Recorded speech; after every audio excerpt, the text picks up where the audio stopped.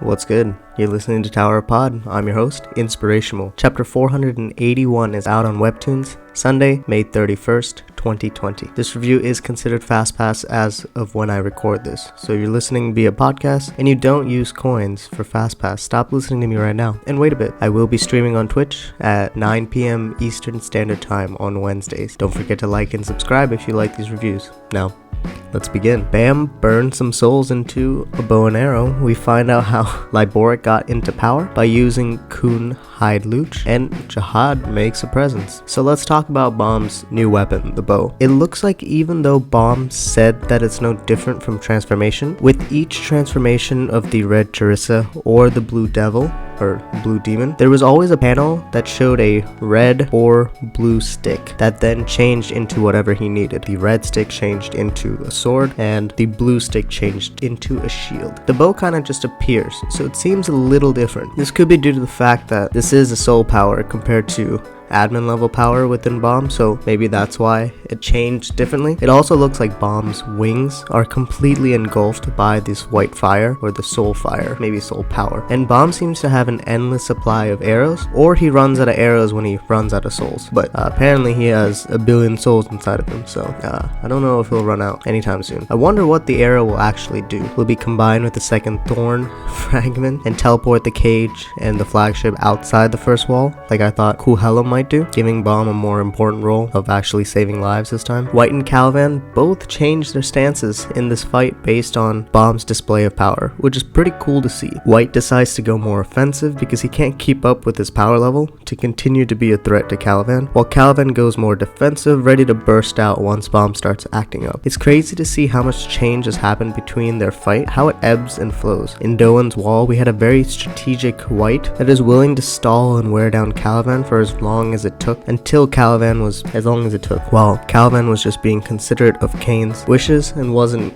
blasting out like he is in the nest. In the nest, we have Prime White that shows his elegance, but he takes his time to give Calivan everything Calivan needs to get ready so that they can fight properly. And now we have this shift. What we can see in White's swordplay is that in this chapter, it's not as elegant and crisp as even a chapter or two ago, as he's in a more hurried state, but it's still more elegant than what he showed in Doan's wall. But there is a slight contrast or slight change in the way that White is handling the fight based on the Slash's look. We also got a teaser for the decision between Liboric kicking Calivan and his servants of the curve. We got this back at the end of chapter 479 or season 3 episode 62, where we get the flashback of Calivan choosing to join Jihad. His servants here, in particular Elf Theon, says that if Calivan suggested they join the army, they will. If Calivan tells them to die, they will. They are truly loyal to Calivan, not really loyal to Jihad. Liboric is taking this as a wrong kind of fanatic that they don't really need in the army. In chapter 474, or season 3 episode 57, we see Alpha Theon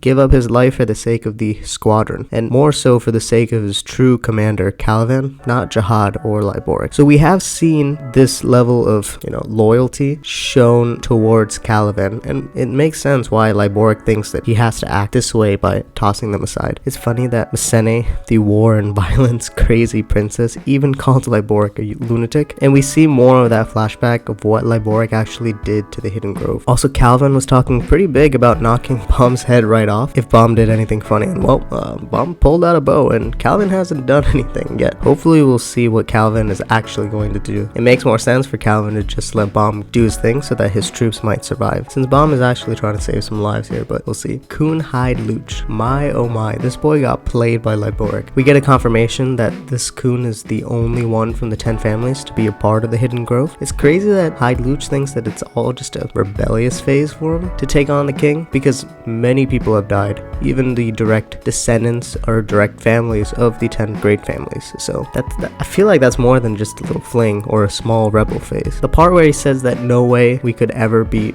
Lord Jihad is very reminiscent and similar to when we first were introduced to him at the Nest in chapter 469 or season 3 episode 52. So it seems like nothing has changed in his frankly annoying behavior / personality.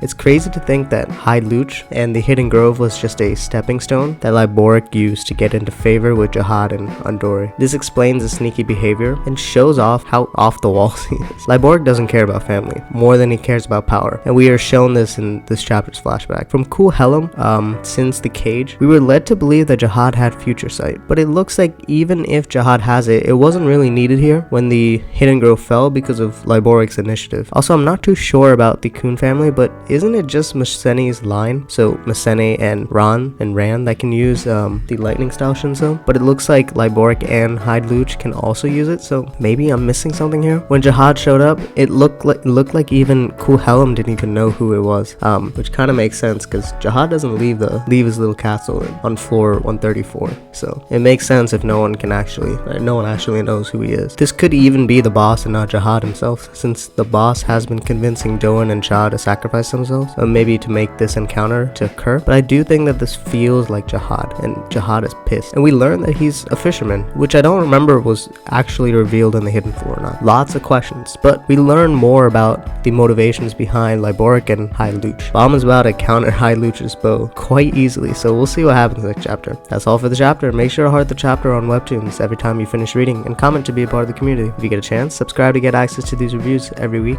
My social media can be found by searching Inspirational on YouTube, Instagram, Twitter, and Twitch. Shout out to my designer. You can find his work on Instagram at JadenV_photography. Shout out to my editor. You can find him on Twitter at YoungObesity. Shout out to Audios on Reddit for the translations of SIU's blog posts. This has been Tower Pod. See you all next time.